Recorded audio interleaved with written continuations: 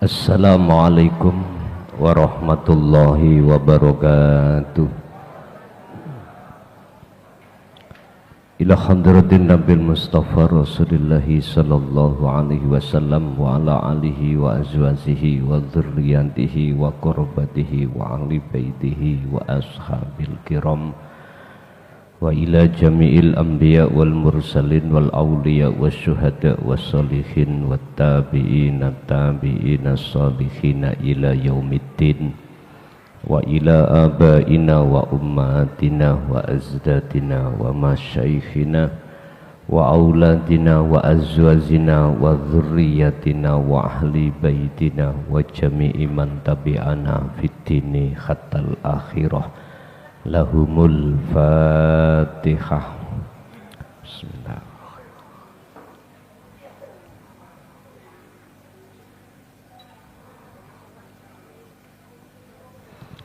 Bismillahirrahmanirrahim. Hamda yuwafi ni'amahu wa yukafi majidah. Ya Rabbana lakal hamdu kama yanbaghi li jalali. Asyhadu an la ilaha illallah wa asyhadu anna Muhammadan abduhu wa rasuluh. Allahumma salli wa sallim wa barik alaihi wa ala alihi wa ashabihi ajma'in, amma ba'd. Sejauh mana hatimu menjaga dan atau memegang erat tali Allah di masa-masa sulit? Sejauh mana hatimu menjaga dan atau memegang erat tali Allah di masa-masa sulit?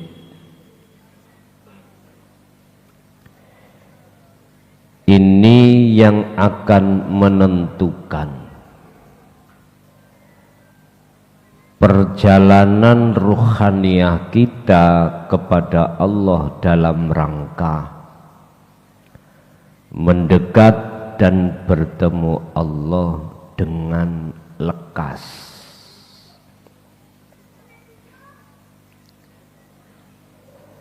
Yang kumaksud menjaga tali Allah itu tidak ada yang lain dan tidak ada yang bukan, hanyalah berzikir.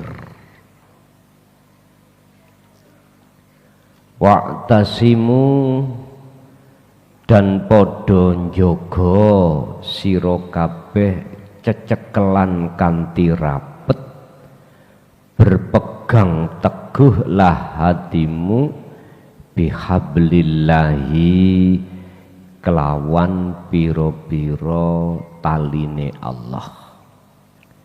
Bihablillahi kelawan taline Allah jami'an di dalam segala kondisi apapun. Sebab gini Pak, waktu tidak sulit, hati jenengan gampang eling Allah. Tapi dikala masa-masa susah, iku sulit untuk ingat Allah. Dikala waktu senggang, waktu senang, mengapa hatiku mudah ingat Allah? Tapi dikala waktu sempit atau waktu sulit, iku kok ya susah hati ingat pada Allah. Kita harus tahu bahwasanya nafsu di dalam diri kita, Pak, akan tetap menjerumuskan hati seseorang, tidak bisa lewat perkara yang senang, pasti disesatkan lewat perkara yang sulit. Terus bagaimana kita menangani hal ini? Dan ini tanda apa? Jenengan trimo gak trimo, kita terima gak terima, itu salah satu tanda bahwasanya olehnya kita memegang tali Allah itu kurang kuat. Intinya zikir ini asal-asalan, itu salah satu tanda. Kalau pertanyaannya bagaimana kita menangani hal ini, lebih-lebih kita yang sudah merasa umurnya sudah tua, di atas 60 rata-rata, berarti sisa umur kita di dunia ini tidak lama lagi.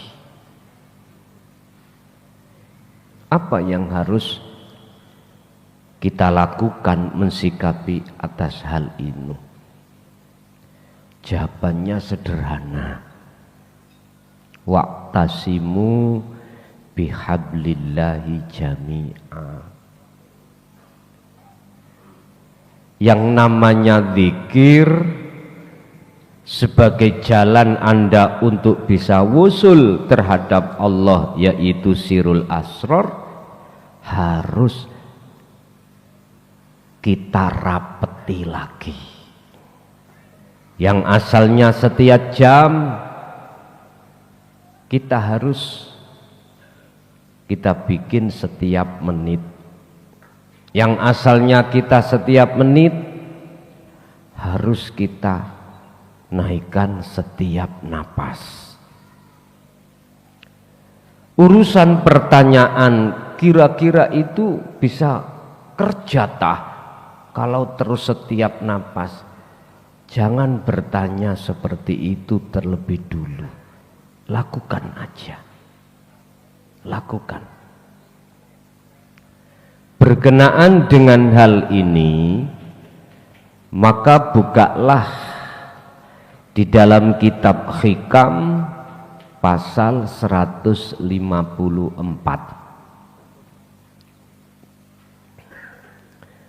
Di mana pasal ini, fasal ini akan menjelaskan tentang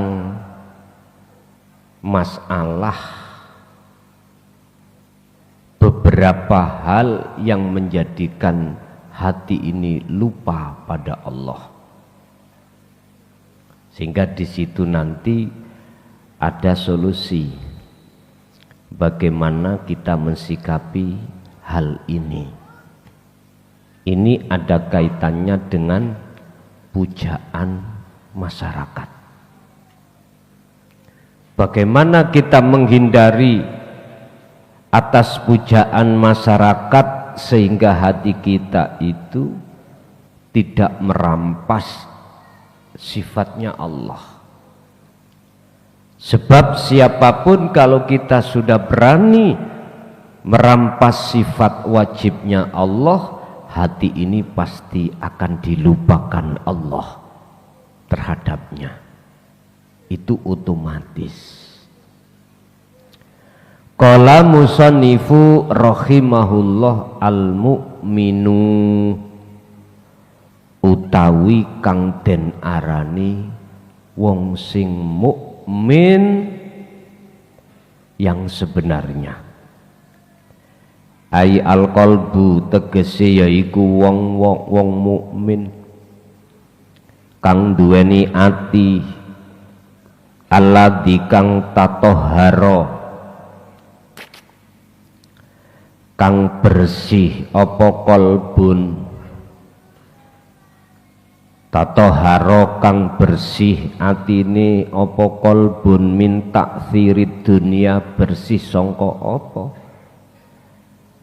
saking pengaruhi gebyare dunya,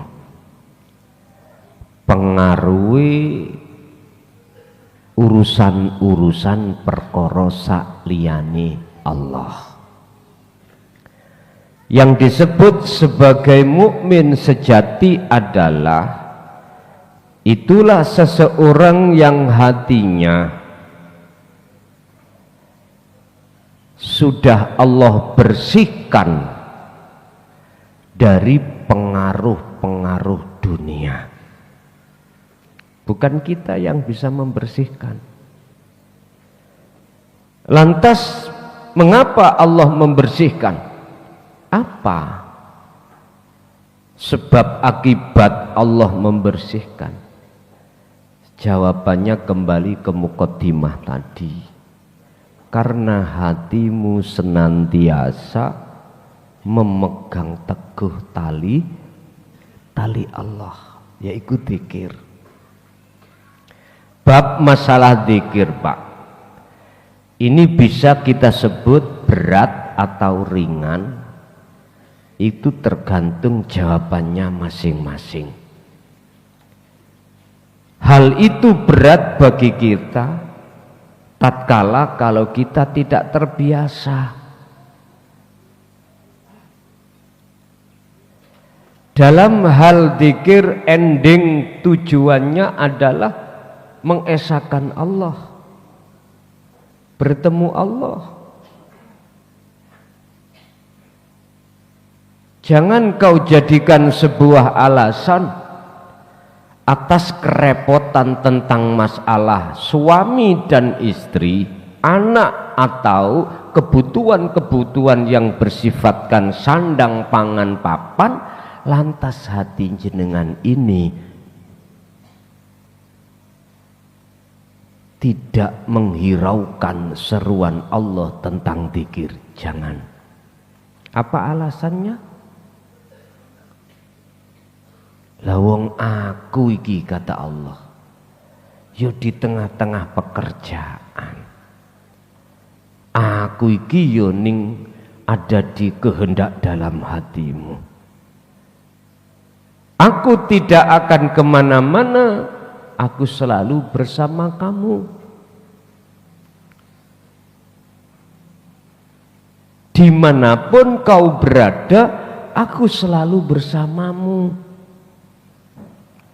Lantas alasan yang bagaimana dikatakan alasan yang benar, Pak, sehingga kita tidak mau menemui Allah, sedangkan Allah itu ada di mana? Apa pantes kita gara-gara sakit, gara-gara punya kehendak tidak hasil, terus hati kita tambah jauh pada Allah? Apa pantas? Kalau itu kau anggap sebagai sebuah alasan yang pantas, sekarang begini, coba nafasmu yang setiap saat dan waktu aku yang melayani cukup hanya 10 menit, kamu harus membayar. Mampukah kita? Gak mampu. Oke, kalau kita tidak mampu, MUU-nya jangan bernafas, cukup hanya 10 menit. Satu hari aja, sampai nojok napas 10 menit. Jikalau tidak mau membayar, gak sanggup membayar, bisa? Monggo, nek gelem jajal. Tapi kula mboten ngongkon. Itu cuman MUU dari Allah. Aku yakin baik yang hadir di majelis maupun di YouTube, jawabannya nggak mau. tadi habis asar di balik saya ada orang meninggal, cuman hanya berapa menit aja meninggal. Tadi habis asar itu. Ya sudah. Kalau bablas terus ya, wong saya pondok di sini sudah siap kuburan kok. Lah apa bingung-bingung. Urusan kuburannya kecil, ukurannya kita masih menyediakan terbatas, mudah kita tingkat. Gak usah bingung. Jikalau yang bagian yang terdahulu ada di bawah sendiri, itu geblak gembeng. Jadi nek rendang kejoboran kata siwak lele. Ya nek gak kerasan ya metu sih wong ngoten mawon. Tapi tetap Pak, jikalau ada yang meninggal seperti kemarin, habis beat, saya tawarkan keluarga, bawa pulang. Apa dikubur di sini, di pondok? Nek dikubur di pondok berarti nganyari. Nah, kan belum ada. Tempatnya sudah ada. Khususnya untuk anak pondok. Sehingga jenengan sampak tuwek, sampak matek ono kini rapopo. Tapi ya tetap saya kembalikan etika saya terhadap keluarga, saya tawarkan dimakamkan di rumah ataukah di pondok, monggo sak kersa. Ternyata kemarin diambil keluarganya, ya sudah. Nah, ini tadi habis asar mehai hampir saja pengurus takbel siap no kain kafan, orang no kain kafan yo godong-godong niku. Orang saya bingung-bingung. Lah kok tangi maneh? Ya sudah. Berarti jenengan dereng wancine. Bersyukurlah kau. Walaupun sedikit Anda merasakan bagaimana orang meninggal itu. Pun kembali kepada materi. Mukmin yang sebenar-benarnya mukmin dikatakan muhsin. Statusnya ihsan, orangnya disebut muhsin, adalah orang-orang yang hatinya sudah Allah bersihkan dari pengaruh dunia, sehingga hati sampean gak gampang mudah hasut. Jikalau ada teman bisa beli mobil, hati enggak kegeret. Teman sampean lagi melebu ngaji terus amal kholwat sudah wusul, jenengan setahun dereng mboten hasut. Ati ngomong wis tah, Gusti Allah dawuh, kuwi gak usah bingung, sing nglakokno kabeh makhluk iku ya aku. Urusaku sing 1 bulan wis wusul, urusaku sing setahun durung wusul, urusaku. Semuanya itu ada waktunya yang sudah Allah tetapkan. Mangkana yarju liqa Allah fa inna ajalallah la'at. Al-Ankabut. Barang siapa yang hatinya ada satu keinginan untuk bertemu aku dan melaksanakan kholwat uzlah, maka aku berjanji, kata Allah, dalam waktu yang sudah aku tentukan tentang pertemuan tersebut. Artinya lewat ayat ini Allah janji siapapun Anda jangan khawatir untuk tidak bisa bertemu. Karena ini sudah janji Allah, tapi ono syarate. Apa syaratnya di situ? Jenengan kedah duweni ati untuk bertemu dan melakukan kholwat. Itu awalnya. Tapi ketika saat perjalanan kholwat itu berlaku, maka miturut akhlak di mata Allah, keinginan itu sampean lepas. Nanti Allah sendiri yang menentukan hal itu. Sama dengan Pak Tani, dia menanam sebuah padi, nggak ada hak Pak Tani menentukan ini harus 1 bulan panen, harus 3 bulan, nggak bisa Pak. Pak Tani satu sisi seakan-akan tugasnya adalah mengkawinkan, menemukan biji padi dengan tanah dengan bentuk diencepkan. 1, 2, Pak Tani secara dohir wajib melakukan tindakan penjagaan yang namanya tanaman itu. Bagaimana tanaman itu biar berbuah dengan sesuai dengan kehendakmu? Hei Pak Tani, jenengan harus menjaga pertumbuhan padi tersebut. Jikalau ada rumput harus kamu ambil. Jikalau sudah waktunya untuk memupuk harus kau pupuk. Jikalau ada penyakit harus kau semprot. Itu Pak Tani. Pak Tani sama sekali tidak bisa menentukan atas kehendaknya untuk berbuah. Berbuahnya harus 1 bulan, 2 bulan, nggak bisa. Semua itu di tangan Allah. Laksana seperti itu. Nggak boleh Pak Tani itu miturut akhlak loh ya. Kalau tidak miturut akhlak di mata Allah gak apa-apa. Pak Tani habis nandur warep-warep atine ndang nguwo. Berbuahlah. Nek miturut akhlak itu nggak boleh. Cukup Pak Tani menjaga sesuai prosedur supaya mengharapkan apa yang Pak Tani harapkan berbuah dengan baik. Sama, jenengan harus selalu menjaga lakune ati lewat dzikir, biar cek gak gampang kena penyakit yaiku gebyare dunya.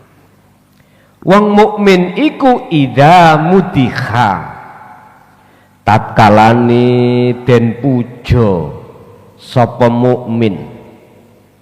Jadi ada orang mukmin ikut dipuja orang lain karena kesolehannya, karena ilmunya, wis macam-macam, karena hartanya, karena jabatannya.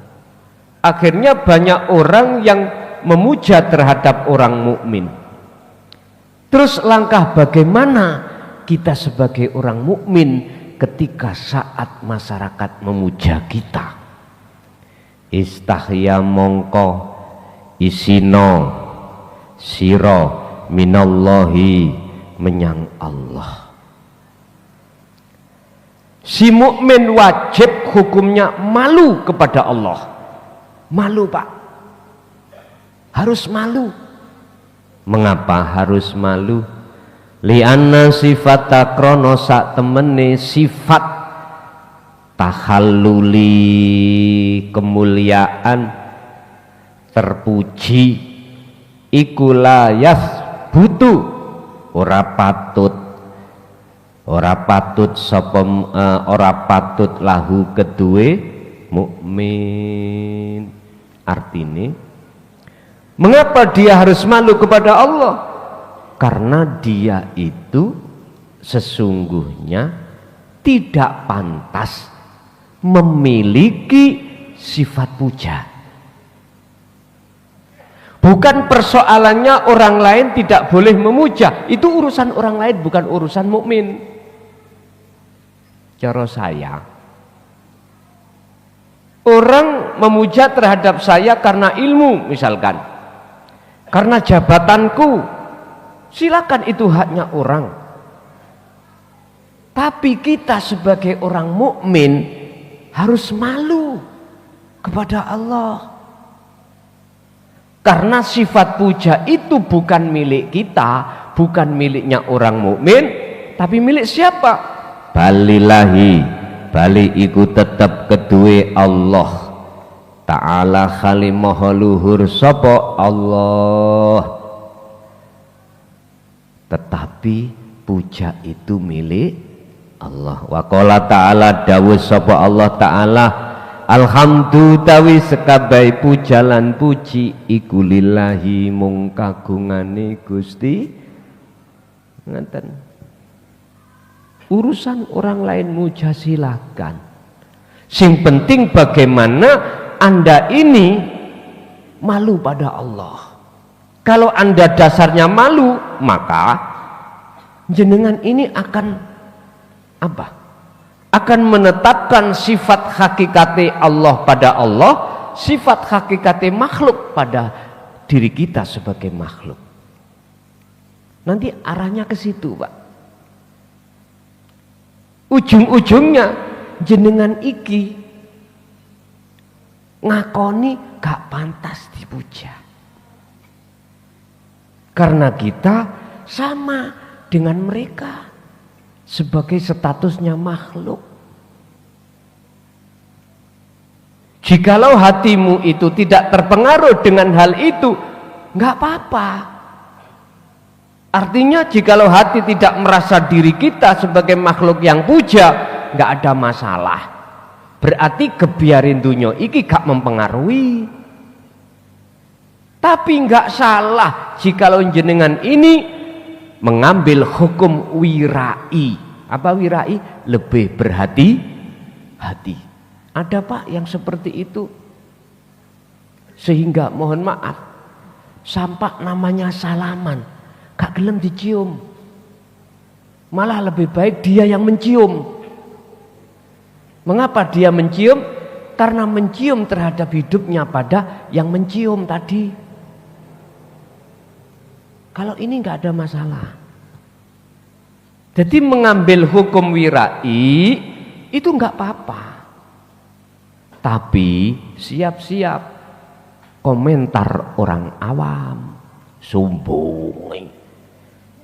Diambung ae gak gelem wong kepin golek barokah kok. Lah ngoten iki biasae. Kok jenengan ngerti barokah iku ana endi? Gak sampak melakukan seperti itu. Nek barokah toko ya mriko. Barokah warung. Nah niku warung barokah. Monggo ngoten. Barokah iku gak angger salaman tok, kudu medhukno rohaniyahmu dengan hidup terhadap sing sampean salami. Iku lho barokah. Gak usah ditunga Allahumma humma ora. Dengan sikapan sampean seperti ini wajhatu wajhiya, baru mesti ketemu. Makane waktu poso iki apa kula mboten patek mari Al-Fatihah wis mau weneng ya. Ya wis mari. Ya sudah. Lah ngono kuwi sambungno hati sampean menyang urip. Ngoten lho karepe. Pun Bapak Ibu hadirin jamaah rahimahullah, kesimpulannya urusan gebiarin dunya teko ditekakno Allah, monggo. Kita tidak melarang, tapi kita harus jaga diri. Jaga diri. Bagaimana carane jenengan boten merampas sifat Allah, gitu aja. Urusan jenengan dimulyakno masyarakat, dihormati masyarakat, dipuja masyarakat, berbagai sebab macam-macam, monggo. Tapi etika mukmin yang sejati yang disebut muhsin dia harus berhati-hati. Jangan sampai hati kita itu merampas sifat wajib Allah. Bentukin apa? Hati kita keakuan makhluk merasa puja. Ini. Jadi jenengan kedah. Kesimpulan ini kedah wonten mriko. Urusan orang lain tidak sesuai, udah urusan orang lain. Sepenting hati kita harus kita jaga. Pun dari segi apapun. Pun rasuwe-suwe iki sik riayan. Dia kupat nggih, ya kupat lepet. Jadi lepat kula selama ini mohon maaf saya yang banyak salah terhadap jenengan. Banyak salah. Entah itu dalam materi itu menyinggung perasaan dengan bahasa yang kasar, atau selama ini mulai Recep WA nggak ada yang saya balas, telepon tak biarkan.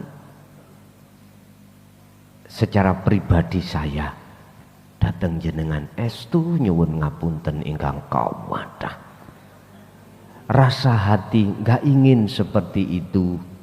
Oleh karena kami dihadapkan tugas yang menurut satu sisi berat, sampai detik ini belum selesai.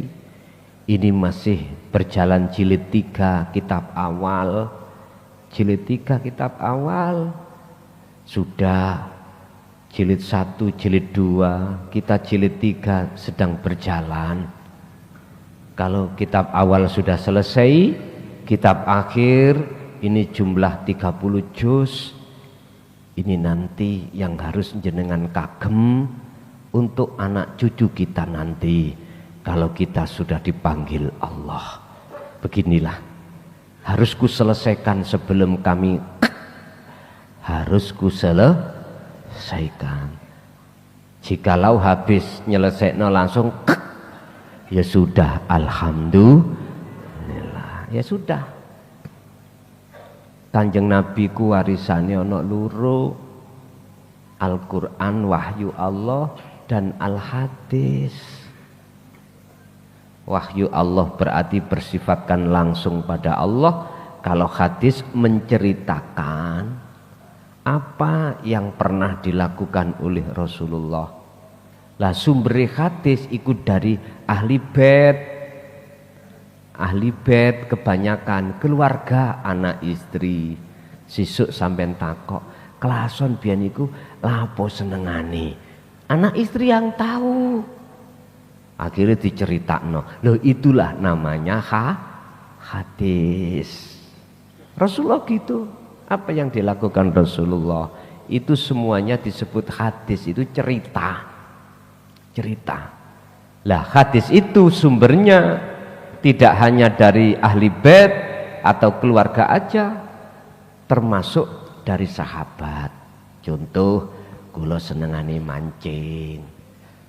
Son, nek mancing iku ya apa modele? Ngadep ngulon apa ngadep ngalor? Tak kandhani. Kula nek arepe budal iku ningali garwa kula, Pak. Nek garwa kula turune iku miring ngalor, aku harus ngadep ke utara.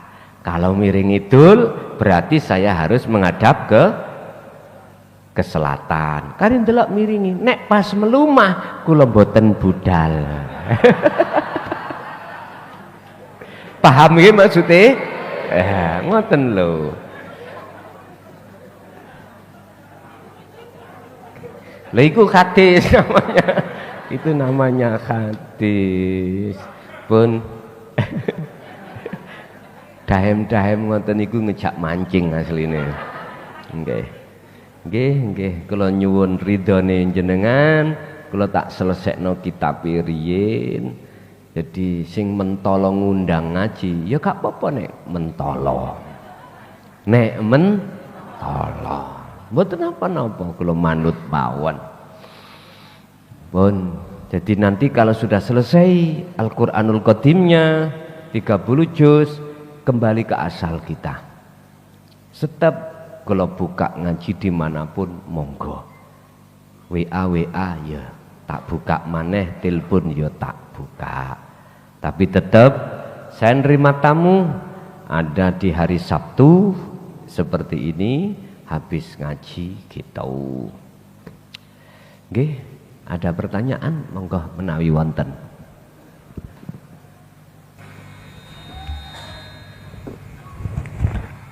Assalamualaikum warahmatullahi wabarakatuh. Nuwun sewu Gus tepangaken. Nami kula Mis Lani saking Tebon Barat, Kabupaten Magetan, Jawa Timur. Nggih, alhamdulillah kula baiat wonten JB kirang langkung nembe 3 wulan Gus. Ingkang badhe kula suwunaken pirsa, sak bakdanipun kula dibaiat, kula salat jamaah wonten masjid, sak sampunipun imam kali makmum nika salam, kula nggih tumut-tumut salam, sak bakdanipun niku kula namung mendel Gus. Mboten ngucap, nggih mboten batin napa-napa, kula namung mendel kemawon.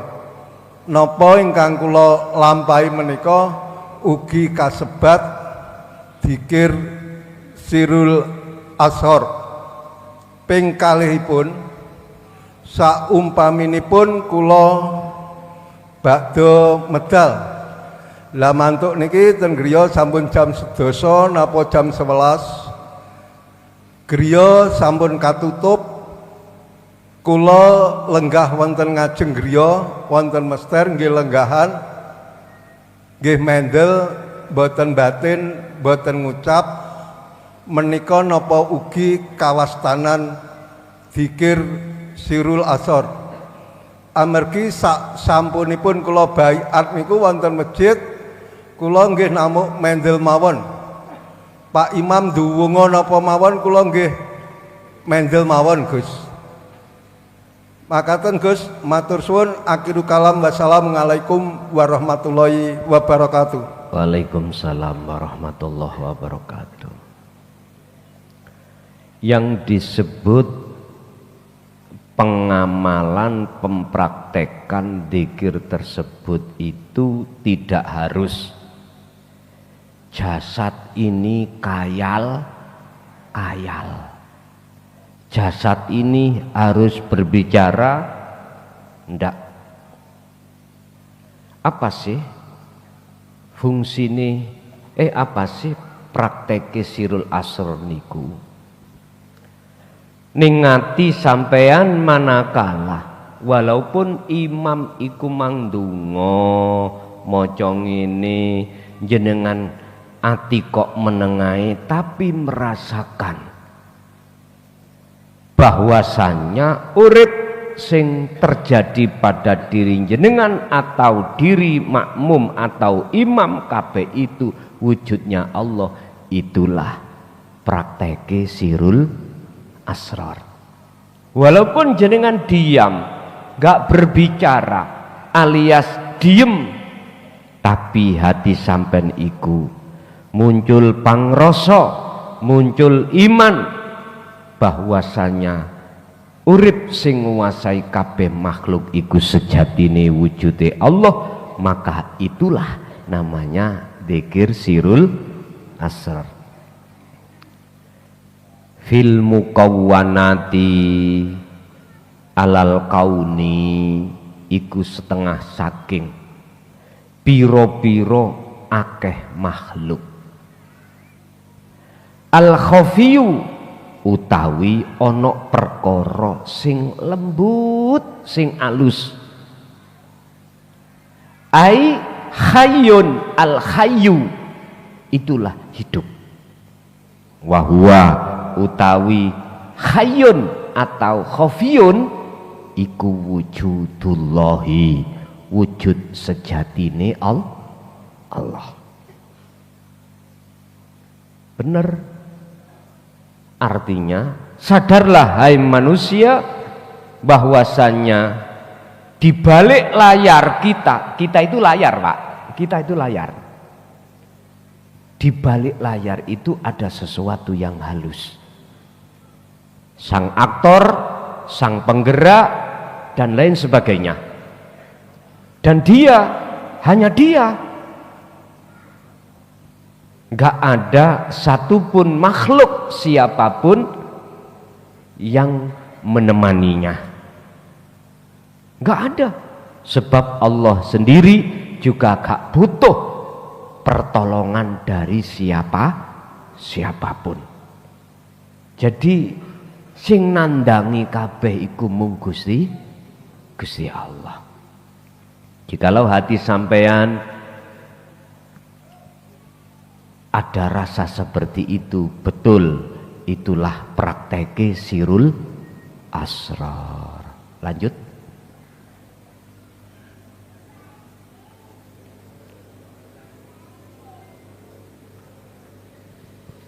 Gak ada, Ibu? Ada? Cukup semuanya? Yeah. Berarti hari ini sampun disudahi riayan, ya. Kula dereng nandinti niki. Estu. Jadi hari Sabtu ini hari terakhir kita untuk riayan. Artinya saya sudah tidak open house. Nek mangan terus. Nek nising ya terus. Wis ngoten mawon. Jadi besok mulai ngaji, Pak. Insya Allah besok itu siang saya pagi di Trenggalek, malamnya di Malang. Kalau nggak salah seperti itu. Jadi mulai besok kami sudah tinggalkan rumah. Ngaten. Jadi ya paginya Selasa mungkin sudah kerja ya? Sudah? Belum? Selasa ya? Selasa mulai cuti mulai kerja. Pun ngoten mawon. Al-Fatihah. Bismillahirrahmanirrahim.